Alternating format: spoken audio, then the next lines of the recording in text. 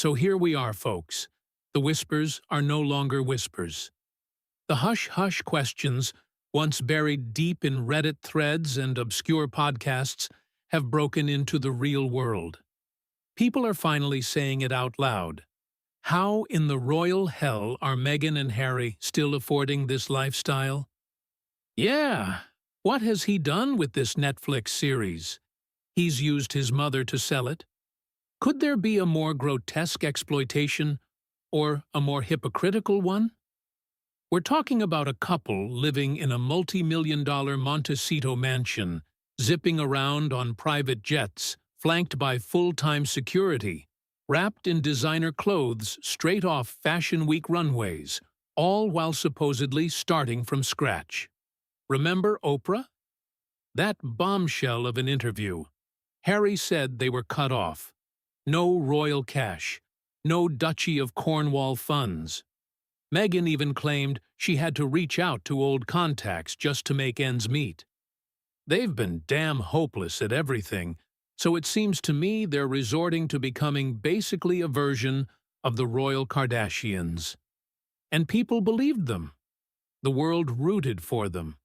Two individuals turning their backs on the monarchy, choosing freedom over fortune. It was gutsy, it was romantic, it had underdog written all over it. But that fairy tale got a little too glossy, too quickly. They didn't just survive, they skyrocketed overnight. It felt like Netflix signed them. Spotify handed them exclusive deals.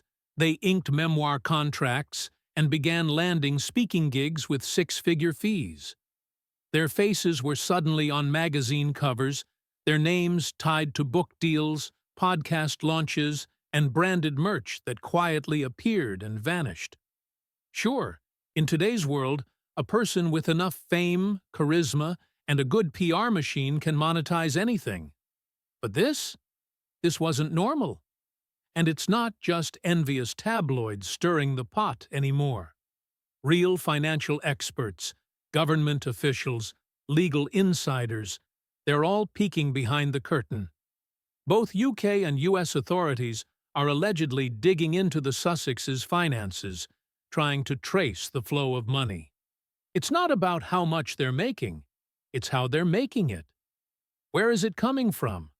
Where's it going? And most importantly, is any of it even legal?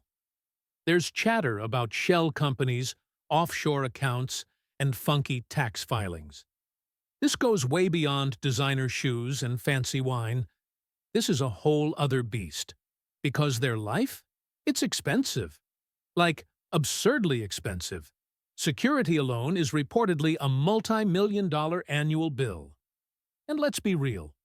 One Netflix deal, or a podcast that tanked after a few episodes, can't carry a lifestyle like that for long.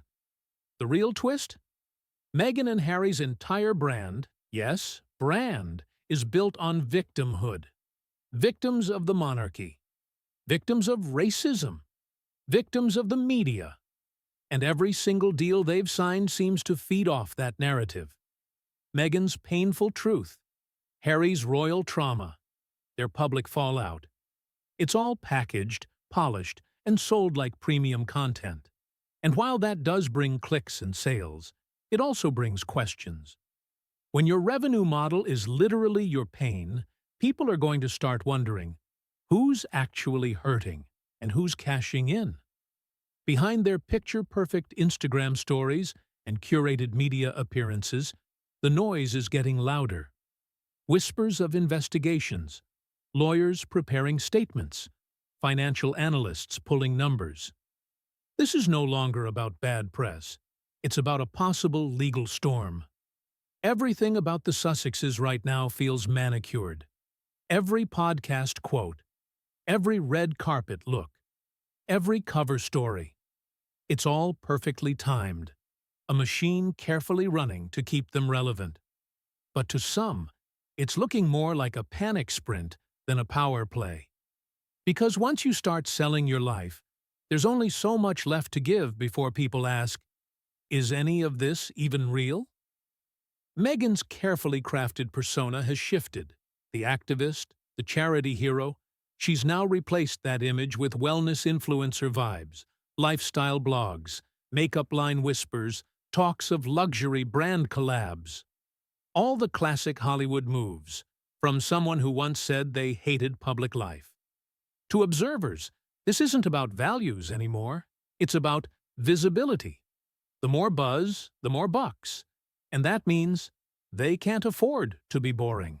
Harry's book sold millions, no doubt, but it scorched the earth behind him. Family ties, sin, media, relationships, obliterated. He didn't just tell his side, he threw matches at everyone else's. And when you market your story as my truth, people want honesty, not just emotional, but financial too. And guess what? That's exactly what investigators are now demanding: transparency. They're not stopping at receipts or contracts.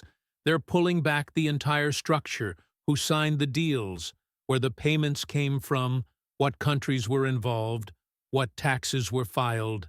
Every revenue stream is under review, not because someone's jealous, but because the paper trail doesn't add up when you claim to be abandoned, but live like Beyoncé, people notice. And when you build a brand on suffering only to turn that into a business empire, the IRS doesn't just watch interviews. They watch transaction. There's even buzz that the charitable foundations tied to the couple are getting a closer look. No one's yelling fraud just yet. But when philanthropy and profit get blurry, regulators step in fast. Because here's the million-dollar question: what's genuine activism and what's strategic branding when you film emotional speeches for the public but launch luxury goods in the background? It becomes a whole mess of mixed signals. And if any of that charity money has been redirected to personal ventures, that's more than bad optics. That's potential criminal territory. Questions are now surrounding the people behind the Sussex machine.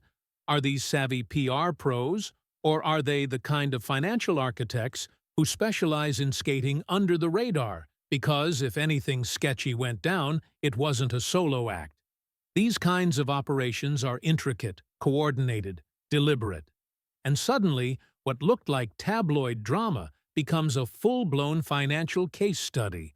When royalty fuses with celebrity in the digital age, the margins between storytelling and scheming are razor-thin. Right now, the pressure is mounting. Every post, every project, every business collaboration, it's all being watched. Meghan and Harry aren't just public figures anymore. They're a business model, and that model only survives if the headlines keep coming, if the attention doesn't die. But those headlines, they're getting messier. The deals feel more rushed, like a startup burning through funds just to stay afloat. Meghan's new ventures, rumored cooking shows, wellness brands, lifestyle content feel less like curated choices and more like a frantic chase to stay relevant and sure. Ambition isn't legal, but when someone expands too fast with too little clarity and too much controversy, that sends red flags flying in the eyes of both investors and regulators. Some brand partners are reportedly pulling away, quietly, carefully. Reputational damage is a real risk. Meanwhile, Harry is juggling lawsuits, awkward interviews, and a growing list of credibility hits. The timelines in his stories don't always match. Claims are getting disputed. The palace stays silent, and that silence is deafening. Legal experts are warning that if things get worse, this could spill into courtrooms, not just tax issues, but accusations of misrepresentation. Especially if any nonprofit funding has been used for private projects. Nothing has been confirmed yet.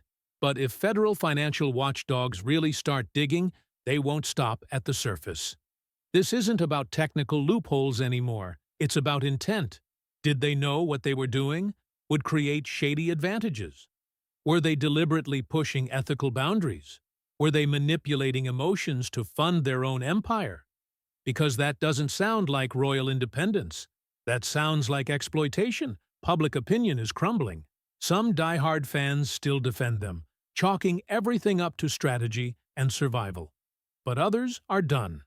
They've had enough, the dramatic tell. All's the lawsuits, The constant media circus.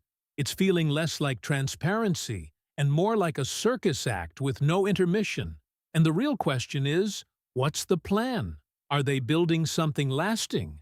Or are they running on fumes, terrified of what will happen if they stop performing? There's talk of lawyers preparing for the worst subpoenas, audits, depositions. If it gets to that point, the curtain doesn't just lift, it falls no more, spin, no more, curated clips. Just raw facts, bank records, contracts, emails, paper trails. And here's the cold truth about paper trails. They don't lie, they don't bend, they expose. Either your story stands or it crumbles for Meghan and Harry. The risk is no longer just another bad headline. It's real legal consequences. If the numbers don't match the narrative, if the money doesn't follow the mission, then this isn't just a PR problem. It's a full-blown crisis. And this time, not even Netflix can edit their way out of it.